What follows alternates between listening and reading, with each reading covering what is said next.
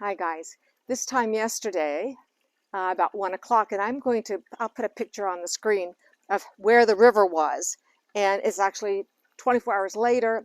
This water started receding yesterday afternoon. By the time I got back around 1:30.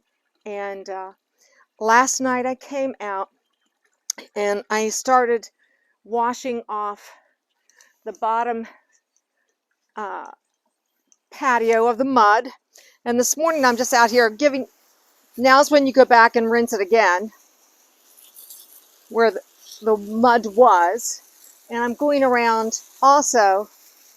I'm going to go over and clean off the plants because all of these phlox were covered in mud, but they've really come back out of it nicely. Got them rinsed yesterday. You can still see some mud on some plants, but the pond, when you look over there at the pond, I'm not going to do anything with it for a few more days. We're going to see how much it cycles out through the filter that's in the pond, and then we will drain it and clean it a little more. We've had this happen more than once, and sometimes if you let the mud settle, it's so much easier to clean the pond out. So we'll let that settle. But watch out, sissy. You can see the mud that still exists on these rocks. And since the other thing we decided, and Reg had a good idea, no reason to drain this pond till I come around here and clean off as much mud around the pond and on these rocks as possible. And then we'll, like we said, the mint smells good. All of that mud's off of it. It was all laying down. So that's why I'm giving everything that I washed one time last night a second wash today. And you know, if you look closely, you can still see mud on the leaves, which, you know, right here on this plant, on that daylily. And I just like to make certain that I get most of the mud off. We don't have rain for several days, and I'm not going to do all of this while we're on camera. I just wanted to show you that it's not a big job in a yard to clean up. You can see there's mud on these. Most of it comes off with a second wash. And everything yesterday, when all of the lamb's ear stalks were laying flat, and with the sun today and getting them their first rinse, they were just mud. And I'm giving all the mulch that's in the yard a chance to dry. I had the day before, 2 days before, we came out and did several videos on seeds planting, direct sowing, and I planted some zinnias. The zinnias were all covered up with mud, and I'll post those videos this week.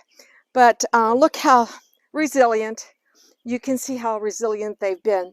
So the only place I didn't get to yesterday, because I was focusing on, and this was all mud. And you can see how thick the mud is. It's that slimy kind and the stinky kind that comes from your river if you live close to the river. And if this is the first time you've ever lived close to a river and the water comes up, it's no reason to panic. It takes a couple days to get things washed off. Those leaves, I'm going to let them sit there, and they're going to have to dry before I rake them off. All of the ferns were laying flat. Yeah, they were completely underwater. The water, how many feet is that from that drop to here? 12 feet good. Yeah. So it didn't get over this river deck, but it splashed. You can see the mud on it. Right up to the edge. So that's what my job is today. I'm going to get out here, get most of this mud washed off. It'll dry, wash it again.